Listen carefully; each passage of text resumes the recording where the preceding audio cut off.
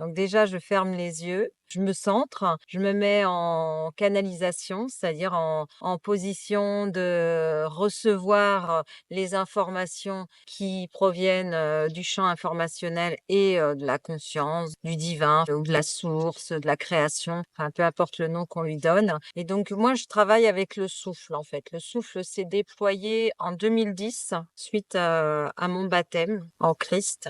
J'ai été immergée complètement dans l'eau et quand je suis ressortie, en fait, 15 jours après, le souffle s'est déclenché. Et donc quand, je souffle, j'envoie des ondes de forme, des fréquences, des ondes qui viennent informer la matière. Donc quand je suis en atelier, que ça soit en ligne ou en présentiel, hein, eh bien, je travaille avec le souffle. Ça va là où ça doit aller. C'est-à-dire que ça libère les endroits où il y a des nœuds, les ondes, les fréquences, les ondes de forme agissent et viennent informer la matière pour la libérer, complètement en fonction de là où en sont les gens. Soit ça vient libérer émotionnellement, soit ça vient faire des ouvertures de conscience. Quand je faisais des soins individuels, les gens arrivaient, ils arrivaient avec des problématiques et donc je balayais le champ informationnel de la personne, le champ électromagnétique des cellules, où dedans il y a toute l'information avec l'ADN, donc les mémoires, karmiques, transgénérationnelles.